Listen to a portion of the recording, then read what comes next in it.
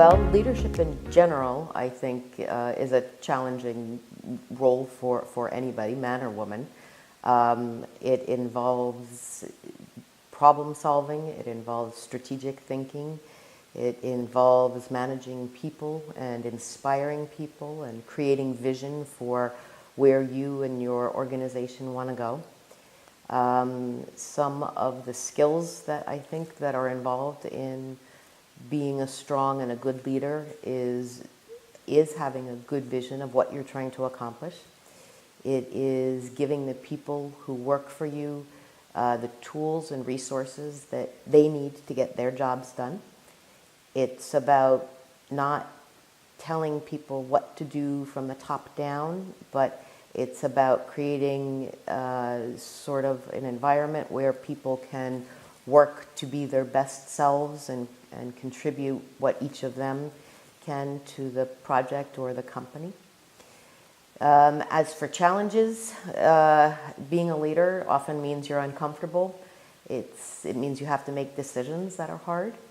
It means you have to stretch yourself and the people who work for you in new territory and new ways so the organization or the company can grow.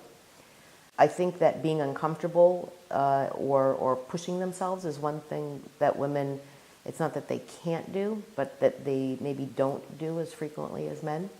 Women often want to go out and make everything perfect before they act. So they will go to school and they will study and they will learn about what they want to do, when often they actually have very good base of knowledge, and what they just need is the confidence to go out and start putting their skills and their knowledge into practice in the world. I think men do have a tendency to go out and to be able to say, yes, I can do that, even if they don't have the knowledge base, whereas women want to make sure that everything is just right before they go out and say, yes, I can do that. I think any project that is looking to help women discover their capabilities and their skills for growing and for becoming leaders, whether it's in business or their community or in cultural organizations, any project that teaches women how to be better and stronger and to trust themselves is a great project. So I'm happy to take part in things like that. For women who are in situations that are particularly more challenging, I think it's actually just important as part of a community of women sharing information with other women and inspiring others to go out and to do what they want to do is important. So that was absolutely part of me wanting to do this as well. I would say be very clear in what it is that you want to achieve.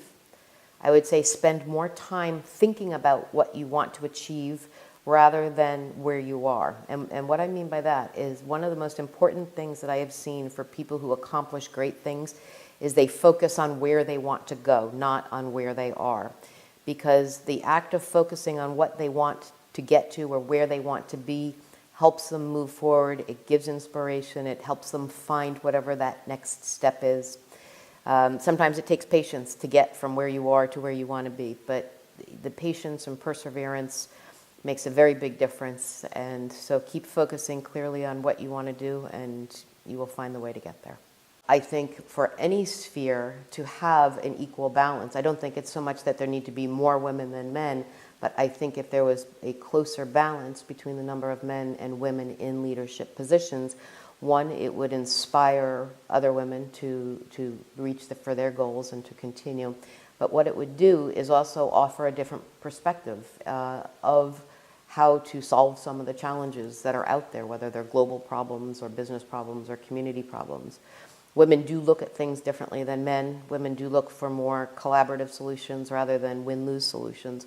So having more women's voices in leadership positions in any sphere, I think would be an overall very good thing for business, for government, for culture in the world. So I will tell you a little bit about myself. I am, like Christiane, from America. I first moved to Ukraine in 2007, and I came here as a banker. I then have essentially spent about the last 10 years working both in Ukraine and in the country of Georgia helping local Ukrainian businesses grow either on their own or with Western investments. And specifically, for the last 2 years, I have actually been working as a consultant for the Ukrainian government, helping them figure out how to both bring new investment into Ukraine, and then also about how the government can invest in Ukrainian businesses to help them grow. I spend a lot of time with small Ukrainian businesses, helping them grow. So that, again, is part of the reason I would be very happy to take questions if anybody has questions. And there were two things I wanted to focus on today. One is the idea of when you're in a leadership position, one of your challenges is about motivation and creating that picture of what you are trying to do and what could be. And it's true for an NGO or for business or anything else. It's creating that vision that everybody can work together for. No matter if it's, arts or with yoga, one of the things in terms of getting people to either support your cause or become a client is to kind of create a forward vision of where it would be. It's not focusing just on where you are now, but you want to be able to sort of create a vision of where it will be. And so, for actually either one of yours, it could be something like, the vision is a world where Ukraine is recognized for its handicraft and its art and its tradition, and it is shared on, a global level.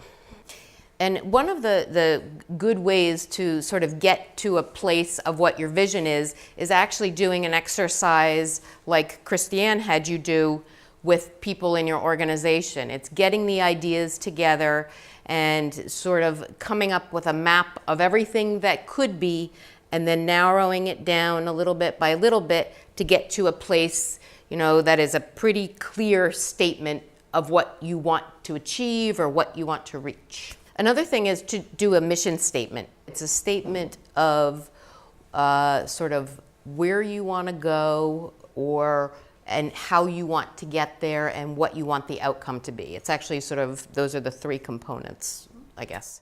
And it's something that many companies have, but a mission statement is also something I would actually encourage you, and in fact, I'm going to have you do an exercise to write your own mission statement, because it actually helps to have a personal statement of what you are trying to do and where you are going. There are no right and wrong answers, and I am not going to make you share these with anybody, but it's an exercise to get you to start thinking about things in your life.